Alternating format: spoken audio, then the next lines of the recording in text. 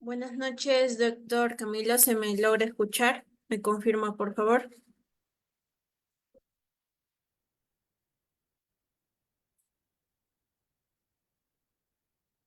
Hola, ¿cómo estás? Fuerte y claro. Bien, vamos a dar inicio. Muy buenas noches, estimados participantes. Les saluda Miriam. Soy la asesora académica del Centro de Capacitación Consultoría Internacional Público-Privada Galeno. Les agradezco y les doy la bienvenida al curso de actualización internacional denominado Artritis Reumatoide y OES Artritis por Ecografía. A cargo de la ponencia está el doctor Camilo Cárdenas Moreno desde Colombia. Estimados participantes, para una buena exposición se les pide por favor mantener el micrófono y la cámara apagada. Aquellos participantes que tuvieran dudas o consultas seguramente lo podrán realizar al finalizar la exposición del doctor. Y aquellos participantes que aún desean inscribirse en el curso, aún lo pueden solicitar a través de los números de WhatsApp que lo estaré dejando en el chat de este Zoom. Sin más preámbulo, esperando que sea muy provechoso para cada uno de ustedes, doy pase al doctor. Adelante, doctor Camilo. Muy buenas noches. Buenas noches, Miriam. Muchas gracias por la invitación en la noche de hoy. Agradecimiento especial al Centro Internacional de Capacitación Profesional CIPAF por la oportunidad de encontrarnos. Un placer. Mi nombre es Cristian Cárdenas. Soy suboficial retirado de la Marina de Guerra aquí en Colombia, de la especialidad de sanidad. Tengo 2 carreras en el área de la salud, una en enfermería, otra en radiología e imágenes diagnósticas. Cuento con diplomados y posgrados en medicina táctica, salud operacional, radiología forense, salud pública y docencia y didáctica universitaria. Bien, sin más preámbulos, vamos a dar inicio. Interrogo si el audio es bueno. Por favor, ¿podrías confirmarme si el audio es adecuado? Sí, doctor, muy bien. Dale, gracias.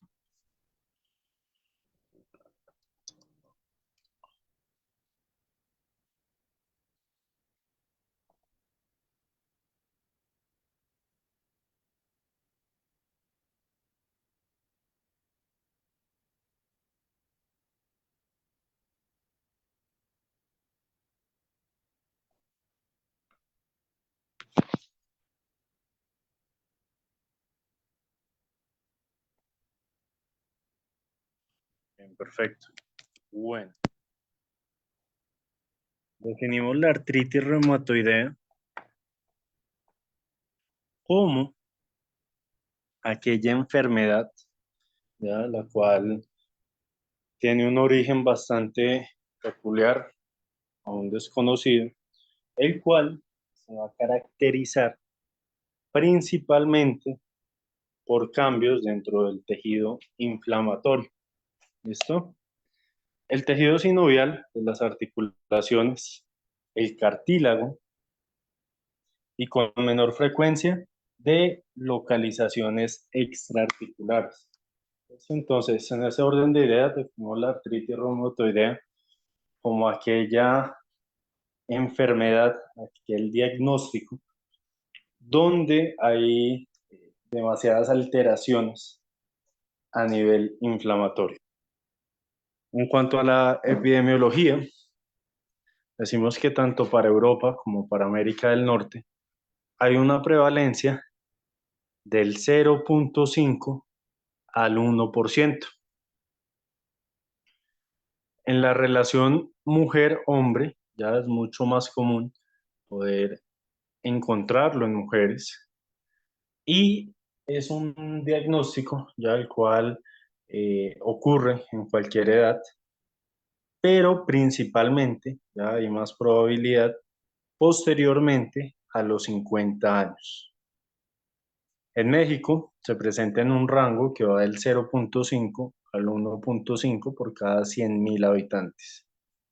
Este tipo de alteraciones se van a asociar con reducciones de la esperanza de vida de 3 a 10 años.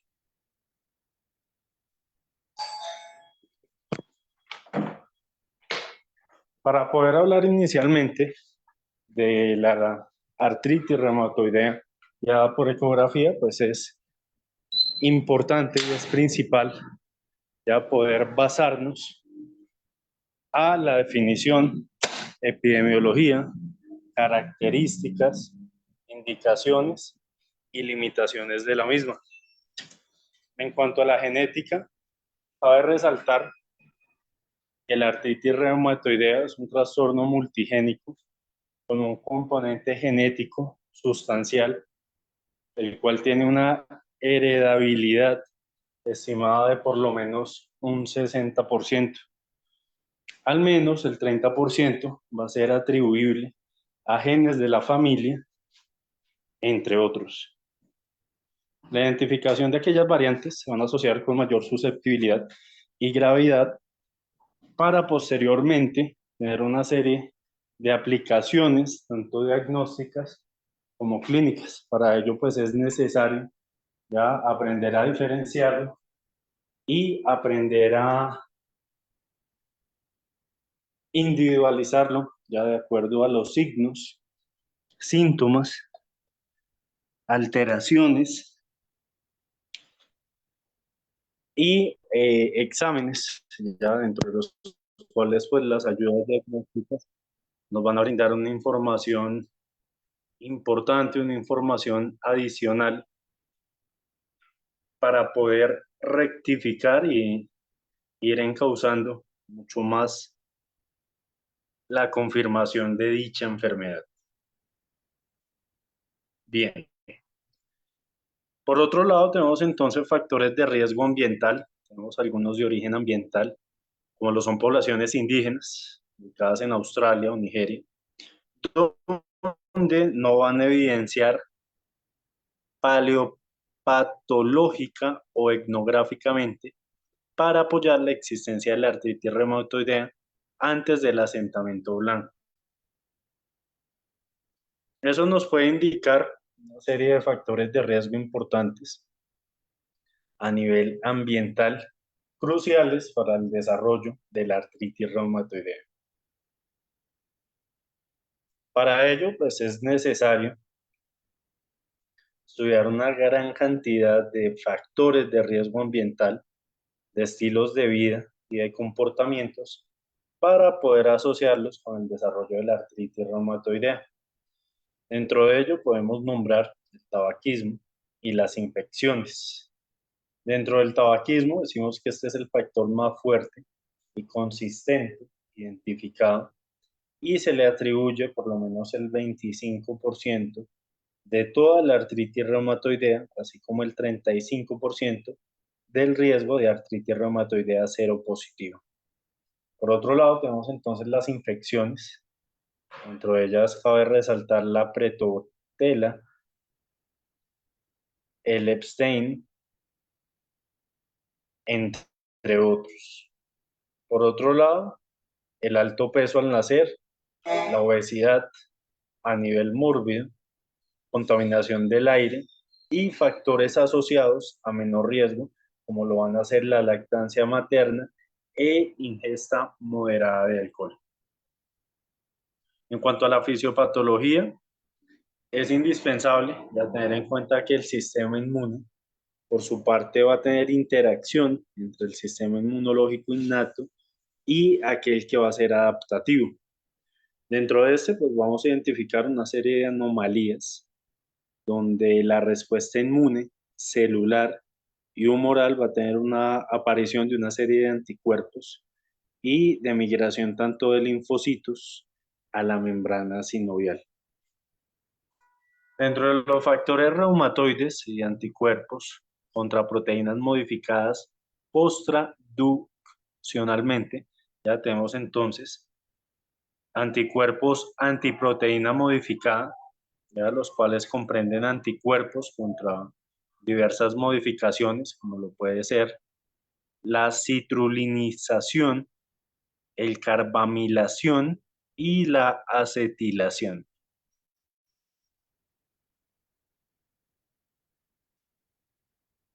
Para ir perfilando el diagnóstico, es necesario entonces conocer previamente la historia clínica del paciente. Tener en cuenta que hay una serie de articulaciones afectadas, ya sean a nivel interfalángicas proximal, metacarpofalángicas metatarsofalángicas en las muñecas, tobillos, hombros, codos, rodillas, ya que es la mayor articulación del cuerpo, y la columna cervical. Para ello hay que tener en cuenta entonces que, de acuerdo a la historia clínica, vamos a ver los síntomas sistémicos no específicos, ¿ya? Como lo puede ser la fatiga, el malestar general, la depresión, las febrículas y rigidez matutina. Importante tener en cuenta, entonces, aprender a diferenciar todo lo que son signos y síntomas. A ver, entonces, que los signos son aquellas alteraciones que presenta el cuerpo y que se pueden medir de manera cuantitativa, es decir, de forma numérica. Esto lo podemos hacer con la ayuda de fonendoscopios, termómetros, alteraciones en cuanto a frecuencia cardíaca, respiratoria, y los síntomas son aquellos cambios que siente el cuerpo, ¿ya? Que difícilmente se pueden cuantificar, pero que por su parte, pues el paciente, ¿ya? No lo puede dar a conocer. ¿Listo? Entonces, esa es la diferencia más puntual entre síntomas y signos. Dos términos que se asocian con frecuencia, ¿ya? Pero cuyo significado es muy diferente. Dentro del examen físico, entonces vamos a tener en cuenta la inflamación simétrica de las articulaciones. Esto va a ser de manera muy persistente. Inicialmente se puede afectar un par de articulaciones y la simetría puede no ser captada. La palpación fundamental también de las articulaciones, como lo es la sinovitis, versus el cambio óseo de la artrosis. Para realizar un adecuado examen físico, entonces hay que hacerlo de modo cefalocaudal, ya un examen desde los pies hasta la cabeza, donde se van a estudiar inicialmente y con mayor rigor todo lo que son articulaciones. Se va a realizar una palpación, ¿ya? Para poder constatar sinovitis o articulaciones esponjosas, osteoartritis o crecimiento articular duro y firme, inflamación en muñecas, codos, rodillas, tobillos, dolor en movimiento pasivo, calor al momento de realizar la palpación, sin haber realizado previamente algún tipo de ejercicio o calentamiento, limitaciones del rango motor de la articulación, entre otros. Dentro de los hallazgos extraarticulares, entonces decimos que estos ocurren mayormente en pacientes seropositivos, con enfermedades articulares mucho más severas. Se pueden desarrollar en la enfermedad incluso con poca actividad articular. Dentro de ello, pues vamos a tener en cuenta el nódulo reumatoideo, enfermedad cardiopulmonar, enfermedades oculares, vasculitis reumatoidea, enfermedades neurológicas y el síndrome de Freytag.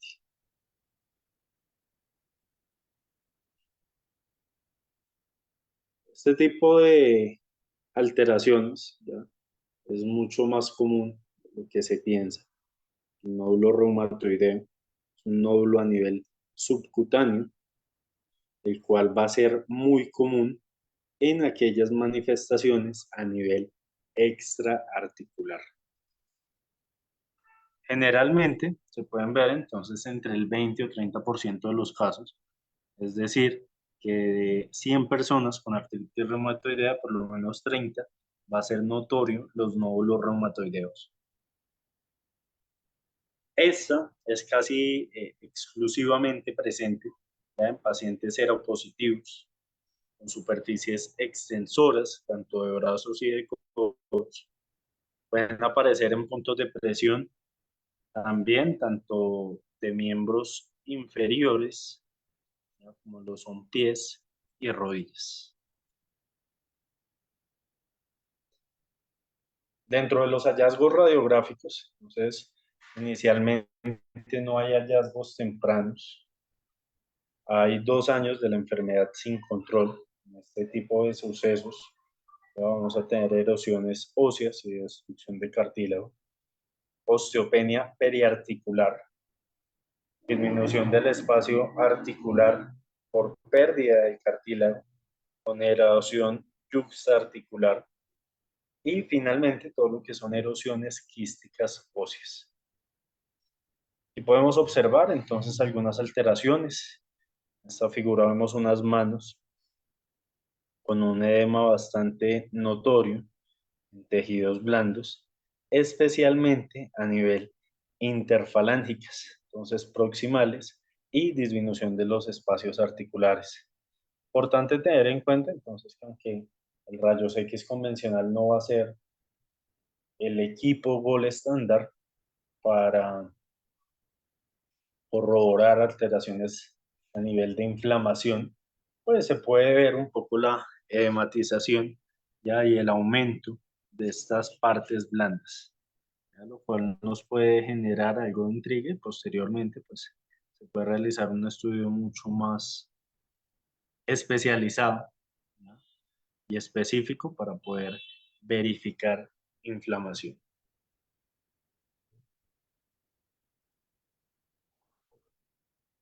Por otro lado, tenemos entonces en la figura 9 un edema de partes blandas, interfalángicas proximales y disminución tanto de espacios articulares y erosiones. Esta disminución también suele ser un signo importante. Dar a conocer gravedades en la articulación y anormalidades, las cuales son dignas de posteriormente estudiar. La figura número 10, vemos unas manos, observación del espacio articular, vemos erosiones intraarticulares y también paraarticulares.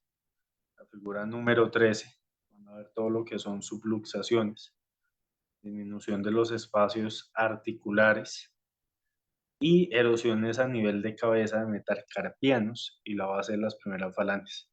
Entonces, para ello es importante tener en cuenta el estudio y el conocimiento de la historia clínica.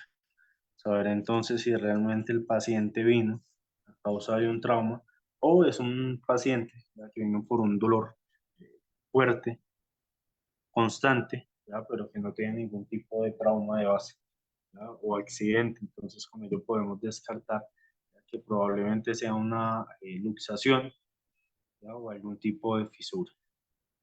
La figura número 14, tenemos la pérdida de los espacios articulares a nivel del carpo con erosiones en el extremo distal del cúbito. Otro tipo de modalidades, ¿ya? Dentro de las cuales se pueden ayudar, ¿ya? Y se puede tener un diagnóstico un poco más preciso, es a través del ultrasonido, ¿listo? ¿Qué pasa con la ecografía? Entonces, esta es esencial para poder detectar todo lo que es sinovitis, efusiones y también erosiones. La resonancia magnética, por su parte, también nos va a brindar información de peso sobre la sinovitis inflamatoria y posteriormente, ya, al administrar gadolino, va a poder mostrar erosiones tempranas.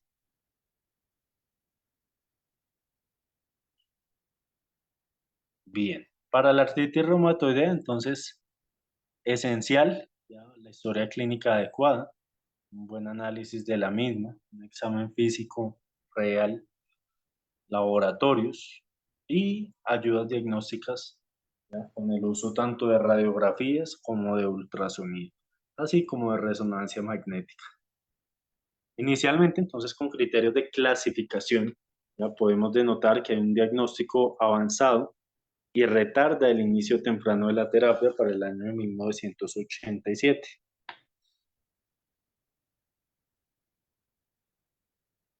Para este tiempo, pues no era muy sensible poder identificar con claridad la artritis reumatoidea temprana, sino aquella que era mucho más visible,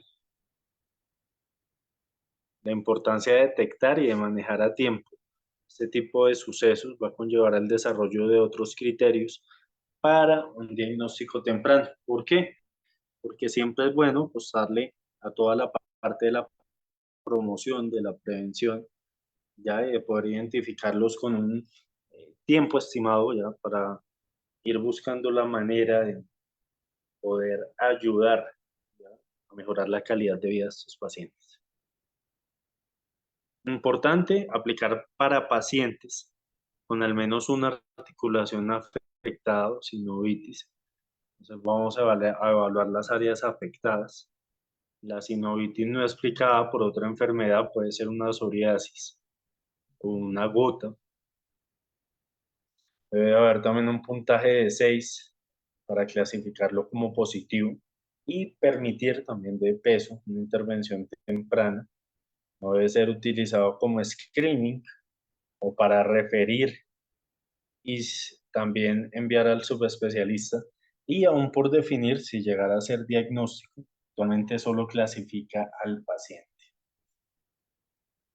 Dentro del tratamiento, entonces no hay una cura conocida, realmente es maneras de mejorar la calidad de vida del paciente, pero pues para ello es necesario identificarla con tiempo, verificar los objetivos como lo son un menor nivel posible de actividad de la enfermedad, minimizar el daño articular, movimientos bruscos, mejorar la función física con ayuda de terapia y mantener la calidad de vida en altos estándares. Esto en el peor de los casos, pues donde ya no haya forma ni hayan medios para poder brindar este tipo de herramientas y apoyo al paciente, pues lo mejor sería buscar una remisión en un hospital de mayor complejidad. Hay diversos beneficios de tratamiento agresivo en la artritis reumatoidea temprana, como lo puede ser tratamiento contra la inflamación y la progresión radiográfica, minimizar la discapacidad a corto plazo y prevenir la discapacidad a largo plazo. ¿Por qué? Porque si no se logra identificar a tiempo, pues posiblemente puede afectar ya la articulación por completa y de esta manera limitar e impedir movimientos. Entonces, por ello, pues es mucho mejor poder tratarla cuanto antes. Dentro del tratamiento, entonces, nos vamos al uso de medicamentos de reducción del estrés articular, terapia física y ocupacional para hacer rehabilitación de movilidad y, en el peor de los casos, pues una intervención quirúrgica. Dentro de los medicamentos, entonces, es importante tener en cuenta que los AINES solamente nos van a proporcionar alivio sintomático, como lo son fármacos antiinflamatorios no esteroideos. Dentro de este, pues vamos a hablar puntualmente del ibuprofeno, entre otros. Analgésicos para suprimir el dolor, como lo es el paracetamol, conocido de manera global, pero más puntualmente, pues es acetaminofén. Entonces hay que tener en cuenta que para un adulto mínimo es 1 gramo. Prevenir el daño articular, como lo son glucocorticoides, una clase de corticosteroides antiinflamatorios, como lo va a ser la prednisolona, ya sea por vía oral o en inyección local. Por otro lado, tenemos entonces productos biológicos, entre otros. Para las indicaciones de un mal pronóstico, entonces, es difícil poder predecir esta evolución de la artritis reumatoidea cuando va a comenzar la enfermedad. Entonces, para ello es importante identificar varios indicadores claves de un mal pronóstico, como por ejemplo una enfermedad que sea agresiva, ya que evolucione con rapidez,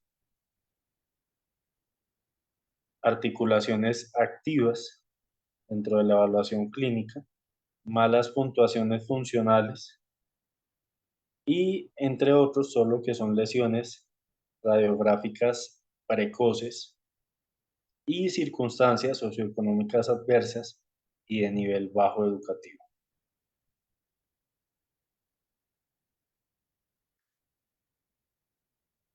Los AINES, por su parte, son medicamentos cuyo objetivo siempre va a ser poder reducir la inflamación, mejorar el dolor, no van a modificar la progresión de la enfermedad ni prevenir la destrucción articular, sino que pues netamente van a ayudar contra el dolor. Dentro de los corticoides, entonces, a nivel de corticoesteroides, es necesario administrar antiinflamatorios que puedan inmunorregular a modo de terapias coayudantes tempranas y de largo plazo. El PDN, el cual se va a administrar de 5 a 10 miligramos cada día.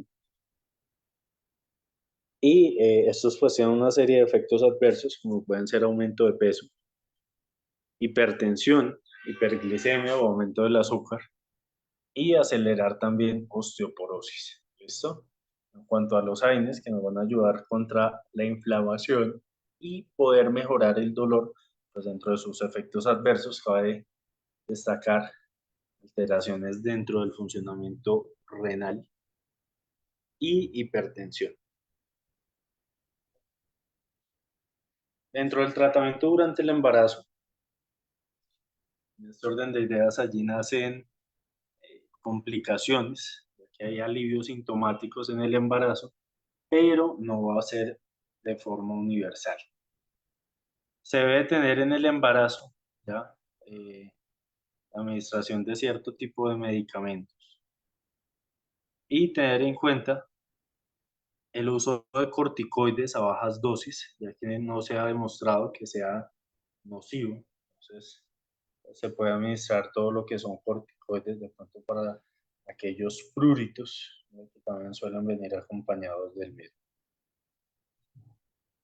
Dentro de la reducción del estrés laboral articular, tenemos la reducción de peso, el mantener actividad física leve y el uso de ortesis o aparatos de apoyo para descompensar bien el peso en todas las extremidades. Para el manejo quirúrgico, entonces, allí vamos a traer a colación todo lo que son sinovectomías, reemplazos totales a nivel de articulaciones y artroplastia.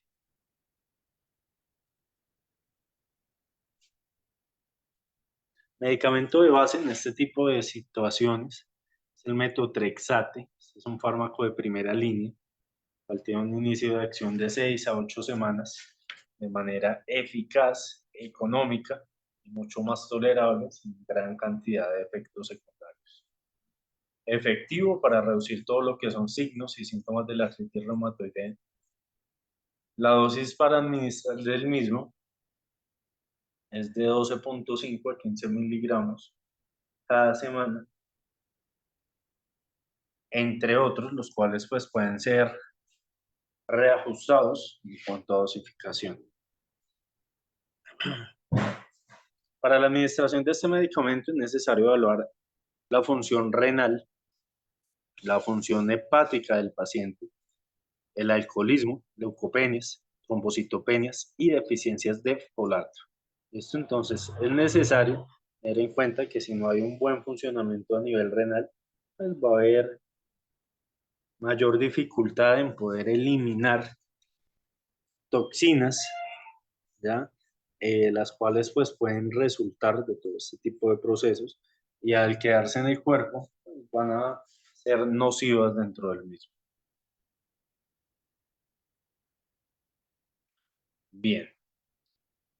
Por otro lado, hay que tener cuidado con el uso de concomitantes, tanto de AINES y de TMP, los cuales van a bloquear la excreción renal del fármaco y aumentar también la toxicidad. Entonces, para ello, pues es necesario poder tener claridad dentro de un adecuado funcionamiento renal Para ello, pues se puede realizar tanto con la creatinina o para estar más seguros con la tasa de filtración glomerular, la cual debe estar por encima de 60 para no tener ningún tipo de situaciones alternas, ¿ya? O de sucesos complejos en la administración del mismo para la eliminación. Dentro de los efectos adversos, tenemos prevención de los mismos con ingestas de folato, 1 miligramo al día. Con el antagonismo del folato, entonces tenemos todo lo que son úlceras orales, alopecia, pelo ralo y molestias, náuseas, vómitos, neumonitis intersticial, linfomas, entre otros. Por otro lado, tenemos la hidroxicloroquina. Estos son antimaláricos. Dentro de la artritis reumatoidea leve suele ser una buena opción, aunque generalmente siempre se administra cuando hay malaria. Es combinable con MTX y sulfasalicina. La dosis usual son 400 miligramos al día o dividido en 2 sesiones, ¿ya? De 200 miligramos en la mañana y posteriormente a las 12 horas. El inicio de acción de este medicamento es de 2 a 4 meses y dentro de sus efectos adversos, depósitos corneales, pérdidas de acomodación y retinopatías. En la sulfalacicina tenemos entonces efectividad ligeramente menor a LMTX. Se ha demostrado reducir todo lo que son signos y síntomas y también reducir el avance radiológico. Mecanismos desconocidos. El inicio de acción de este medicamento es de 6 semanas a 3 meses. Y dentro de los efectos adversos podemos traer a colación todo lo que son alergias, gastritis y cistopenias. Este tipo de alteraciones crónicas de etiología desconocida llevan progresivamente a distintos grados de invalidez. ¿Por qué? Porque va a llevar a un punto en el que va a ser compleja la movilidad y la independencia total del paciente para realizar sus funciones. Lo que conlleva, pues, progresivamente a tener limitaciones mucho más puntuales. Esto se suele presentar debido a periodos de reagudización, generalmente lo que son las manos, articulaciones metacarpofalángicas y muñecas, son los sitios que inicialmente se van a afectar de primera impresión.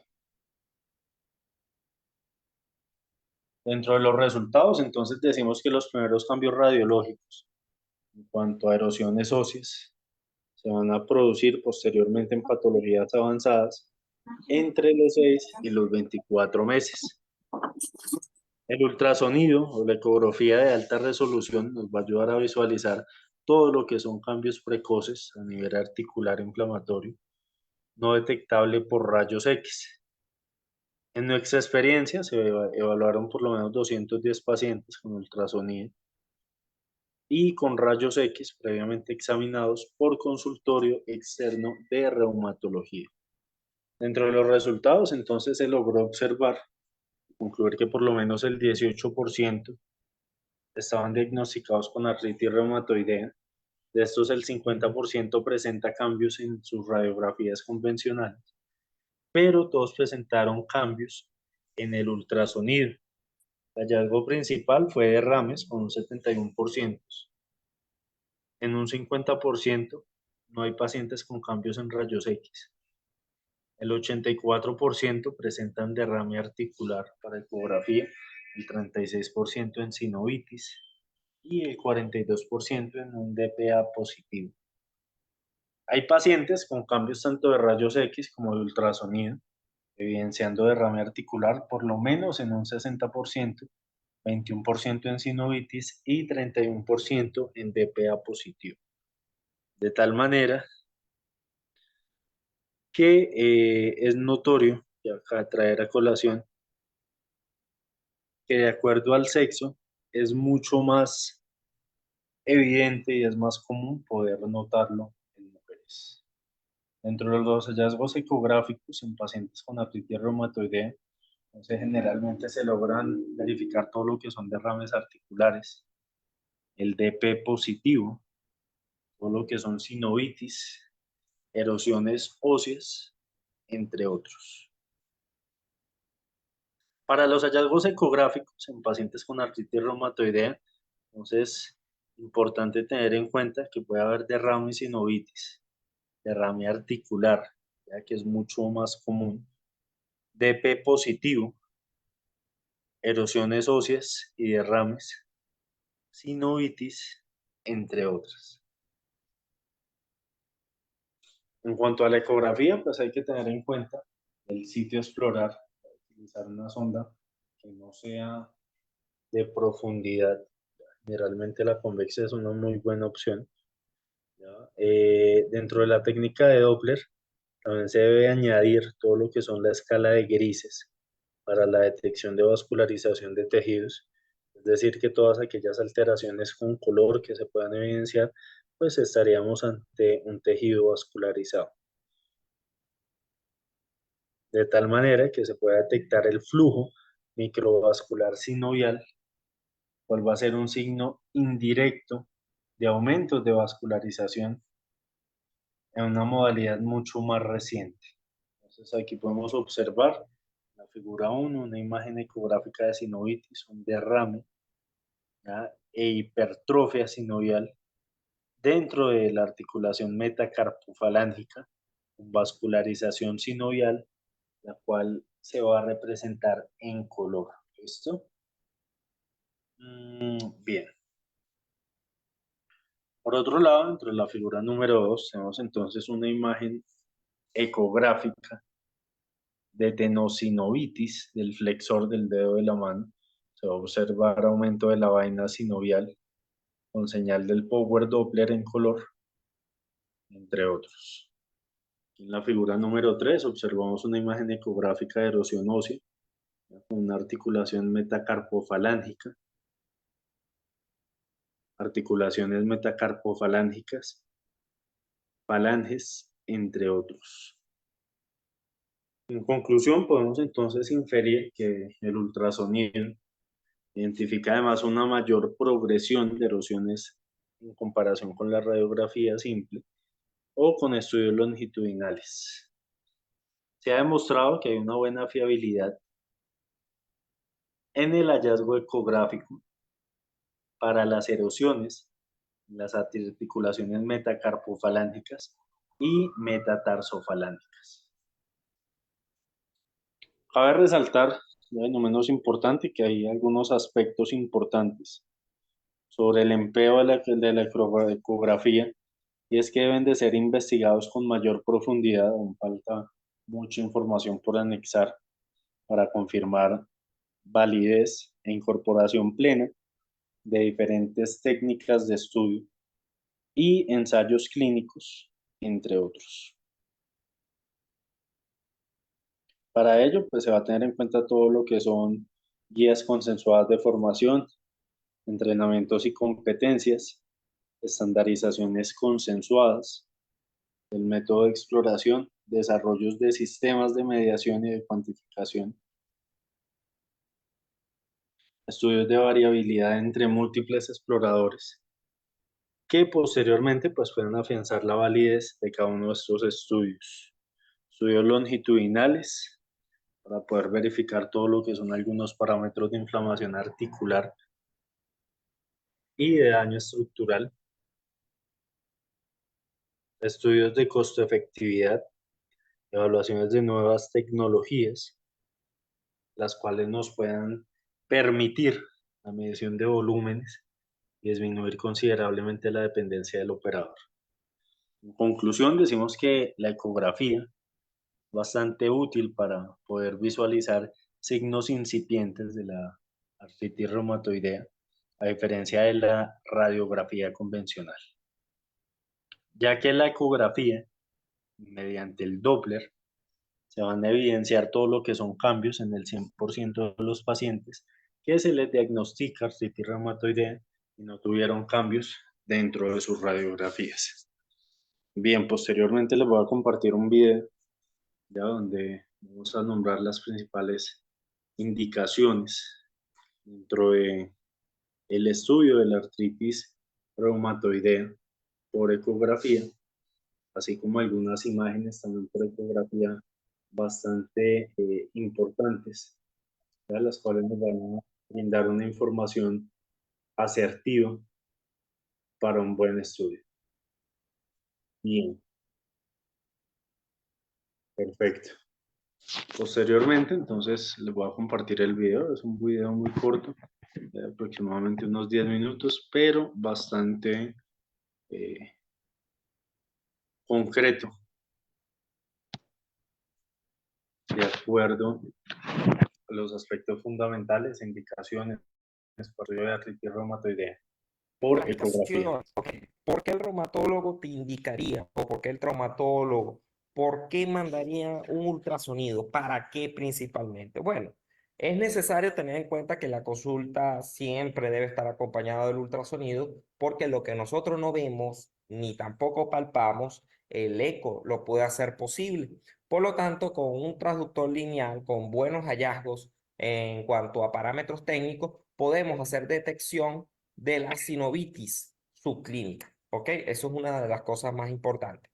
Aparte de eso, demostración de erosiones óseas no detectadas por la rayo X convencional, es decir, que es la ecografía mucho más sensible en estadios precoces para demostrar lo que son las erosiones óseas. También tenemos la evaluación detallada de la patología del tendón. Hay que recordar que la artritis no solamente se limita a la articulación, sino también ya hoy en día se involucran otros tipos de estructuras como lo son los tendones, los ligamentos y hasta los músculos. Guía para realizar aspiración, muchas veces esos cuadros de artritis que se complican de manera séptica, en donde haya que hacer aspiración o donde haya mucho líquido sinovial, hay que realizarlo. O también para infiltración de articulaciones y tejidos blandos en aquellos pacientes con síndromes dolorosos pues bastante acentuados. En la indicación del ultrasonido en artritis reumatoidea tenemos la evaluación de síndromes regionales dolorosos. Por ejemplo, yo tengo que descartar siempre la artritis reumatoide en pacientes con síndrome de hombro doloroso, esos pacientes que siguen manteniendo dolor a pesar de un tratamiento, siguen fallando a los medicamentos más agresivos, hay que ya considerar una artritis reumatoidea y por eso siempre hay que valorarlo por ultrasonido. El síndrome del túnel del carpo, la rodilla dolorosa, también forma parte de la artritis reumatoidea en el cuadro de descarte de la patología. El monitoreo a corto y largo plazo de la enfermedad y el estudio del cartílago. Entonces, bueno, vamos a tener en cuenta que la artritis reumatoidea pues afecta todas las articulaciones. Yo les traje pues diferentes articulaciones para que puedan explorarlas y vean cómo se comporta esta patología a lo largo de cada una de ellas. Entonces, por eso es importante que siempre se realice la exploración de los recesos que ya hemos venido estudiando en el módulo anatomía. Entonces, por ejemplo, en el hombro hay un receso posterior y axilar. Entonces aquí vamos a tener derrame e hipertrofia sinovial. Hay que tener mucha consideración, por ejemplo, en la articulación glenohumeral, donde pues podemos observar pequeñas cantidades de derrame. El derrame aquí observado pues en esta posición neutra, donde podemos ver en H el húmero, en G la glenoide, y en esta posición neutra podemos observar esta imagen que vemos acá, que inclusive no es completamente anecoico, tiene incluso ecos en su interior, lo que nos puede hablar de que sea un derrame articular o líquido libre periarticular que está ya complicado o complejo. Aquí tenemos en la rotación externa de la articulación hombro, revelamos mucho mejor esta cuantía de derrame articular y tenemos también en su interior algunas hipertrofias sinoviales. ¿Ok? Esto ya en conjunto nos habla de una sinovitis. La sinovitis ya, cuando ustedes vean la presencia de derrame con hipertrofia sinovial, ya pueden hacer el diagnóstico de sinovitis. En el receso anterior y posterior del codo, aquí fíjense que podemos observar también en la sonda en transversal y el codo en receso anterior con la sonda longitudinal, muestra esta ligera presencia de una imagen anecoica en la articulación que genera distensión o abombamiento de la cápsula articular y esto corresponde nada más y nada menos a derrame. Fíjense aquí cómo el derrame es el único hallazgo que se está presentando hasta el momento en cuadros con artritis reumatoidea, por lo tanto no lo podemos subestimar. Aquí en el receso posterior del codo, en la que se observa derrame sinovial comparado con el codo contralateral, que no tiene absolutamente nada. En la articulación del codo, fíjense que este autor, a mí me gustó mucho esta imagen porque este autor no solamente vio al modo B, sino que decidió colocar Power Doppler o Doppler color. Y en esta se mostró que había calcificaciones, tal como aquí vemos esta imagen más hiperecogénica, pero había captación de flujo Doppler que estaba bastante marcado en esta articulación del codo. La captación de Doppler color nos habla de un factor inflamatorio, o sea, enfermedad cartilaginosa inflamatoria hiperémica, pues, que está allí asociado. Y hay un porcentaje importante de tomar en consideración para saber cuánto afecta en la articulación.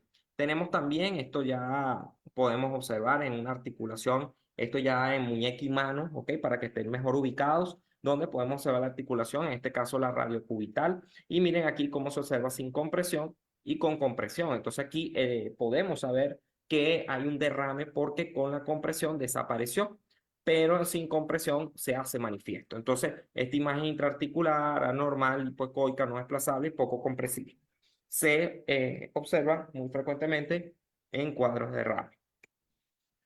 Ok, en la mano, el receso dorsal y palmar, sobre todo se los había ya mencionado anteriormente, las articulaciones metacarpofalángicas y las interfalángicas proximales demuestran también cambios importantes en orden de frecuencia estadística de los pacientes con artritis reumatoidea y lo más importante es ver acá sinovitis, ¿no? Esta es la articulación metacarpofalángica, esto es un corte longitudinal y se observa pues presencia de un pano fibroso, es decir, de una hipertrofia de la sinovial y conjuntamente con líquido circundante, lo que nos habló principalmente de una hipertrofia sinovial. Aquí también tenemos hipertrofia sinovial con Doppler, Power Doppler, disculpen, donde en la primera articulación metacarpofalángica y es grado 1. ¿Por qué? Porque se observa menos de 3 focos. Cuando se observan menos de 3 focos de captación flujo a la señal Doppler color, se considera grado 1. ¿Ok? Eso es una escala semi-cuantitativa, ¿ok?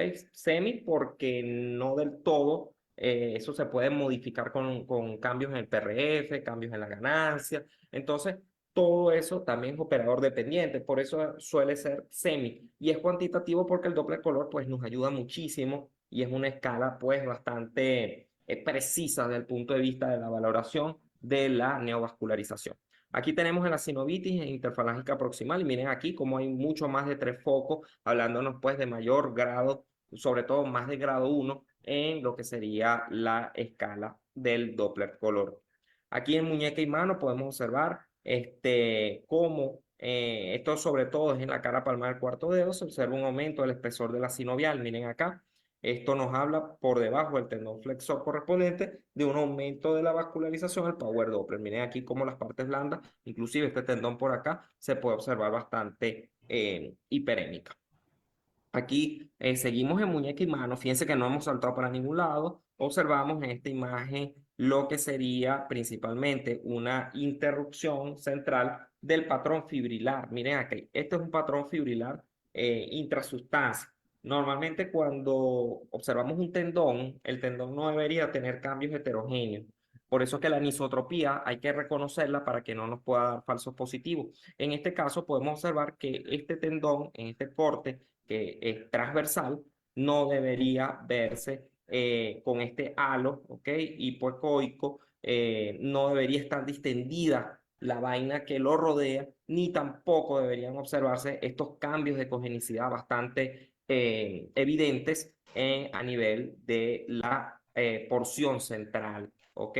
Entonces, en este caso se denominó una erosión tendínea, o también denominada erosión intratendinosa. Entonces, eso vendría siendo este corte. Aquí observamos con el Doppler color, como todo lo que sería la vaina tenosinovial mostró pues un aumento de la captación. Esto nos habla principalmente de la zona de la vaina tenosinovial, como hay un proceso inflamatorio bastante acentuado. En muñeca y mano, pues la articulación metacarpofalángica también podemos observar, miren cómo aquí se ve normal Y miren aquí cómo en la ecografía con la artritis reumatoidea se ve bastante líquido con engrosamiento sinovial en su interior. Seguramente se preguntarán, doctor, ¿cuándo vamos a hablar de las irregularidades, es decir, de las erosiones óseas?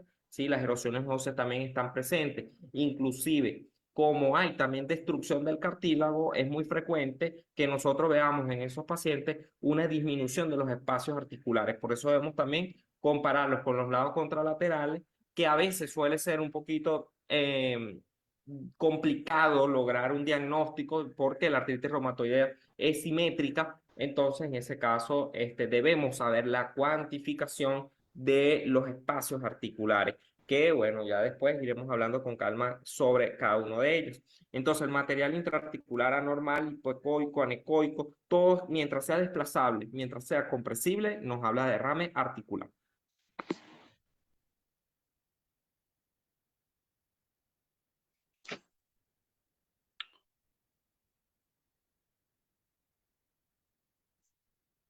Bien, perfecto. Bueno, aquí hicimos una masterclass sobre ecografía, ya, para el diagnóstico oportuno de artritis reumatoidea, teniendo en cuenta entonces las indicaciones y basándonos a poder identificar todo lo que son derrames y espacios anormales dentro de las articulaciones, para de esta manera pues poder lograr obtener datos precisos, ya que posteriormente van a ser cuantificados, ya, para mirar si estamos hablando ante un derrame, ya, una inflamación, entre otros. Bueno, nuevamente agradecerles a cada uno de ustedes por su participación en la noche de hoy. Recordarles que posteriormente se les será enviado el material de apoyo, así como los videos de la capacitación programada el día de hoy. Nuevamente agradecerles por su compañía. No me despido de ustedes sin antes desearles una excelente noche, buen viento y buena mar. Muchas gracias.